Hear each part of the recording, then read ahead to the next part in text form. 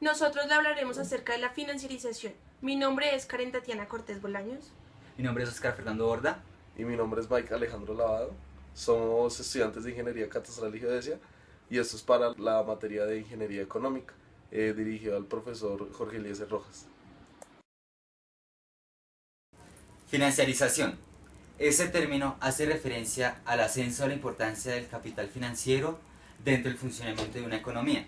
Esta actividad no solo se expande vertiginosamente, sino que además altera su composición en términos de mercado, agentes y productos. Estos cambios poseen la suficiente profundidad para alterar el comportamiento de una economía, ya sea nacional e internacional, dando lugar a diversos problemas, llegando hasta generar crisis.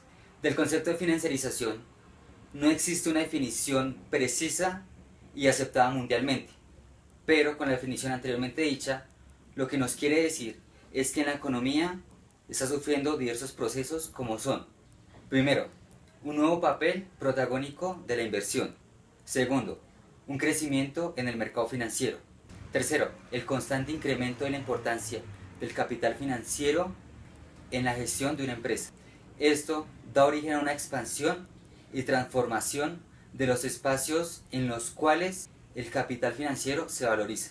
Las causas que originan la financiarización se relacionan con la crisis en los años 60, denominada crisis fordista, donde por falta de avance tecnológico o estancamiento de este, pérdida de la eficiencia de los métodos fordistas en la visión del trabajo, conflicto entre clases sociales debido a la distribución del ingreso, así la rentabilidad de las empresas comenzarán a caer a niveles críticos. El crecimiento industrial se desacelera, se genera incremento en las tasas de desempleo e inflación, además de bajar el comercio internacional.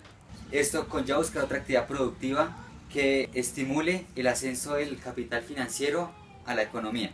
Además, se creó la necesidad de financiación de los déficits públicos debido a diversas crisis, una desorganización de las mercancías y compra de materias primas. Además de esto, hubo un fuerte desarrollo de la información y de las comunicaciones. Junto con esto, van a surgir unos pensamientos que son los neoliberales, los cuales comenzaron en países desarrollados en los años 80, diciendo que solo un mercado financiero libre posee las herramientas para recuperar la inversión y el crecimiento económico en un país. Ahora se genera un pensamiento macroeconómico en los cuales los intereses financieros crecen tanto hasta llegar a competir junto con los otros poderes de un Estado. Así podemos decir que las ideas neoliberales son la base de la financiarización. Este nuevo contexto privilegian a los prestamistas y accionistas en los cuales se tomarán medidas, como, primero, la reorientación de políticas monetarias para garantizar la rentabilidad financiera, controlando así la inflación. 2.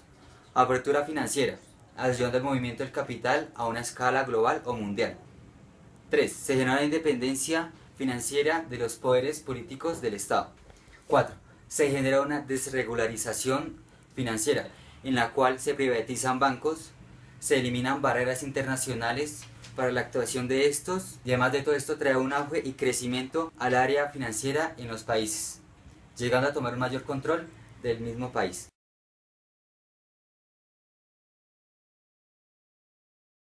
¿Cómo se manifiesta el proceso de la financiarización? Sabemos que en el proceso económico el sector financiero se sobrepone al sector productivo, por lo cual se manifiesta en dos aspectos. El aspecto cuantitativo, debido al incremento sin precedentes de las transacciones del carácter financiero, y en cuanto al aspecto cualitativo, por dos razones.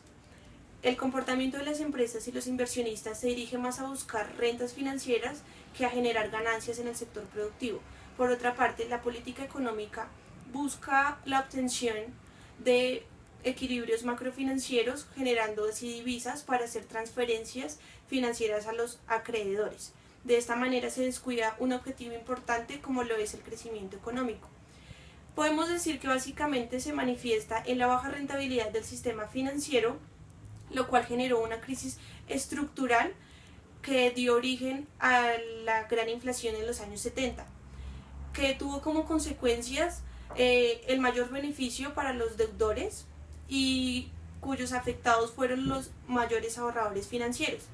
El incremento del desempleo, el aumento de la deuda externa y el bajo crecimiento económico fueron algunas de las consecuencias productos del alza de interés generados por la inflación que produjo la financiarización. Esto lo podemos ver, por ejemplo, en Colombia, con la tasa de desempleo en marzo del 2016, que tuvo un valor de 10.1, cuya tasa de participación fue la más alta en los últimos 16 años, con 63.3%. De la misma manera, la tasa de ocupación se mantuvo estable y fue de 56.9%, una de las más altas también en el mismo periodo. Con esto lo podemos contrastar con la tasa de desempleo del mismo mes, en marzo del 2015, que fue del 8.9, una de las más bajas. El efecto a largo plazo de las situaciones anteriormente presentadas es que las empresas del sector real de la economía buscarán salir del mercado o especializarse en el sector de los servicios. De esta manera hablamos de la desmaterialización de la producción, que tiene como consecuencia la profundización del desempleo debido a los despidos o a la baja demanda de trabajo. Esto se da teniendo en cuenta que el sector de los servicios tiene una poca intensidad de trabajo y demanda mano de obra calificada. Por otro lado, sabemos que el proceso de la financiarización se ha basado en una economía que refleja el capitalismo, por lo cual queda inevitable acreditar la supervivencia, lo que ha hecho necesario crear nuevos mecanismos libres de presión y de competencia que generen flujos de capital. De esta manera tenemos que si el sector financiero sigue teniendo más rentabilidad que el sector de la producción, será inevitable evitar que la actividad económica caiga en una crisis como la que vemos ahora en algunos países. Y bueno, yo soy Erika y les voy a hablar sobre las implicaciones que tuvo la financiarización en los países. Pues inicialmente la financiarización se fortalecía de la relación que se presentaba entre el sistema financiero y el sistema productivo. Pero en el momento en que este fenómeno se hizo presente, pues esa relación se rompió y se vio afectado no solamente la economía del país donde se presentaba, sino en sí afectó a todo el sistema económico mundial. Pues principalmente los efectos se pueden denotar en 4 puntos. Como dice en la diapositiva, implicó en el crecimiento exponencial de la valoración de los productos. Esto afectó básicamente a las familias, a los hogares, que fueron quienes de alguna u otra forma siempre han sostenido la economía al momento en el que satisfacen sus necesidades, ya sea con compras o inversiones y todo este tipo de cosas. Bueno, el otro punto es que dice que adoptan políticas desregularizadoras al movimiento de capitales. Esto llevó a que pues el comercio con las divisas fuera más activo y pues se dio porque salía mucho mejor comerciar con ellas que hacer un comercio con los bienes y servicios que hasta el momento se venían ofreciendo. Pues al ser más dinámico ofrecía una mayor rentabilidad, que es pues principalmente lo que todos querían, ganar más dinero en poco tiempo. El otro punto dice que el posicionamiento del sector financiero debilita el sector real de la economía. Pues esto se da en el momento en el que, pues como todo mundo, yo creo, quieren invertir y pues obtener esa retribución en un menor tiempo posible. Entonces, con la actividad más dinámica que se venía presentando, pues todos como que se fueron hacia el lado del sector financiero, que era en sí lo que el fenómeno quería. Otro punto es que las empresas dedicadas netamente a la actividad productiva, pues perdieron fuerza en comparación con las empresas financieras, porque pues como lo digo, ofrecían mayores beneficios en menor tiempo, y eso pues a quien no le va a llamar la atención. Y finalmente, y tal vez el punto donde más se notó este fenómeno fue en el empleo, porque al momento en el que las empresas productivas disminuyeron su actividad, pues el empleo también se vio, o sea, este efecto se vio reflejado en el empleo, que disminuyó notablemente. Y pues digamos lo que pauperizó, como dice ahí, la mano de obra, afectando de nuevo a los hogares, quienes eran los que ofrecían la mano de obra. Y en este momento pues el salario iba a bajar para los que seguían con empleos y pues muchos iban a perder su empleo. Entonces, la economía de estas familias tenía que trasladarse a otros lugares para poder mantener estable, como lo venían haciendo hasta el momento. Pues principalmente, estos fueron los efectos o las implicaciones que tuvo este fenómeno en la economía mundial de los países. Como venían hablando mis compañeros anteriormente, el proceso de financiarización resulta o se demuestra en las estadísticas nacionales o internacionales. Eso se puede ver en el PIB nominal, en el PIB real, en la mayor parte de Colombia y en el mundo.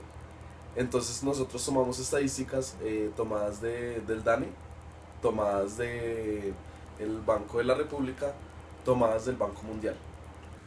Como se muestra en la pantalla, estamos viendo el PIB nominal, el PIB real, perdón, de Colombia, por sectores y por cada año. Esto es tomado de las estadísticas del DANE y del Banco de la República. Entonces, como podemos ver, en el 2001 existen dos subsectores de la economía: de establecimientos financieros, seguros, actividades inmobiliarias y servicios de las empresas, y intermediación financiera. Lo de los establecimientos financieros es como valga la redundancia, cómo los establecimientos financieros aportan al PIB. Y en la intermediación financiera es como las familias, las personas en común, las empresas tienen que hacer una intermediación financiera como créditos, como préstamos, para poder o subsistir o comprar cosas o comprar materia prima, comprar inmuebles, bueno, en fin. Entonces, como se muestra en el año 2001, en la parte de establecimientos financieros, tuvimos el número de 1.22. Eso es del año base 2000. En la actividad financiera e intermediación financiera tuvimos un déficit, se podría decir, o un número negativo, el cual significa que en ese año hubo una crisis financiera o la apertura económica del señor Gaviria tiene sus consecuencias. Perdón. Entonces, en el 2002 podemos ver que tanto la intermediación financiera como el sector financiero, los establecimientos financieros, subieron en su número de aportación al PIB. ¿Esto por qué? Porque a medida, como se explicó, a medida que pasa el tiempo, los países capitalistas van buscando que la economía surja a través del sector financiero. En el 2003 también podemos ver que subió, en el 2004 también podemos ver que subió, en los dos, y en el 2005 cambia. ¿Por qué cambia? Porque en el 2005 ya se toma el año base del 2005. Entonces desde el 2006 va a tener un número menor, digamos, al del 2004. ¿Por qué? Por lo que hablé anteriormente, del año base. Entonces en el 2006 la intermediación financiera tuvo un incremento del 10,89%, del 10,89, perdón. En el 2007 igual subió. En el 2008 bajó. De pronto una crisis, no sé, en fin.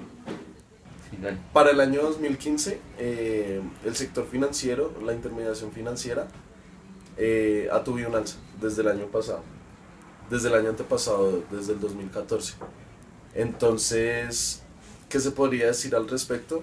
Que desde el año 2005, que se toma como año base, ha tenido una estabilidad y un alza, se podría decir, una estabilidad y al alza del sector financiero en Colombia. Entonces ahorita, a continuación, vamos a mostrar las estadísticas internacionales tomadas del Banco Mundial. Ahora estamos viendo las estadísticas internacionales. En este momento estamos viendo Estados Unidos. Este es el año 2015, 2014, 2013, 2011 y 2010. Entonces, lo que quiere decir esto es que Estados Unidos ha mantenido su sector financiero de manera notable. Ha subido y el aporte que le hace al PIB es totalmente grande. Podemos mirar las cifras. Por ejemplo, miren, Eslovenia, que es un país desarrollado de Europa, aporta el 2.7 al PIB, mientras que Estados Unidos aporta el 220,7. Entonces podemos ver que Estados Unidos tiene una gran un gran poderío financiero tanto a nivel nacional como a nivel mundial. Más arriba, más arriba vamos a ver Colombia, cómo están las estadísticas hasta el 2015, 7,9, lo que veíamos anteriormente. La gráfica del lado izquierdo, al final, muestra que se ha mantenido, pero ha bajado y viene de un alza. Entonces, esto quiere decir que se ha mantenido, ¿no? Total. Podemos ver China. China, mira, por ejemplo, en el 2006 tuvo un aporte del 42,5 y en el 2010, cuando se potenció se podría decir la revolución industrial china y la revolución materialista, podemos ver que está en el 136,7 en el aporte del PIB. Acá podemos ver al lado la gráfica, cómo dan los puntos de crisis, los puntos de estabilidad. Que podemos ver también acá. Costa Rica, por ejemplo. Costa Rica no aporta casi nada al PIB en materia de sector financiero. En esta gráfica muestra el ingreso promedio de la población económicamente activa en las zonas urbanas en varios países, como Brasil, México, Colombia y Argentina. Podemos ver que Colombia está en una zona baja. ¿Por qué? Porque por el proceso de financiarización se generan deudas a los bancos. Las familias tienen muchas deudas en los bancos, por tanto los ingresos casi todos son capturados por el sector financiero. Además que las personas siempre quieren tener más, las personas son muy ambiciosas. A continuación veremos otra gráfica donde se muestra la tasa de desempleo nacional. Eso es tomado de las estadísticas del DANE. Entonces, como podemos ver, las estadísticas dicen que la tasa de desempleo ha caído en picada, pero no se puede al respecto demostrar las cosas, porque la tasa de desempleo también se demuestra como las personas que trabajan digamos, en la zona urbana, como las chazas comúnmente llamadas, las chazas o las personas que son vendedores informales. Y en la tasa de desempleo se muestra ahí como que ellos estuvieran empleados y ellos no aportan nada al PIB porque ellos no pagan impuestos, ellos no pagan arriendo. O sea, es como algo contradictorio. Entonces, como conclusiones de lo que estoy exponiendo, que son las estadísticas nacionales e internacionales el proceso de financiarización, podríamos decir que es algo que ayuda al país, pero que desfavorece a las personas naturales o a las personas que somos familias, o sea, que estamos dentro de un núcleo familiar. ¿Por qué? Por lo que hablábamos anteriormente del endeudamiento financiero de las familias. Los ingresos casi todos quedan en el sector financiero, pero eso ayuda de manera extravagante a que sume al PIB. Por algo el PIB ha subido en los últimos años, o sea, sin ramas económicas, ya el PIB real ha subido en los años, pues antes del 2015 ha subido 3 puntos, 2 puntos. Ha bajado pues ya porque la inflación ha intervenido, pero eso ya no es tema relevante para esta exposición. Entonces, muchas gracias.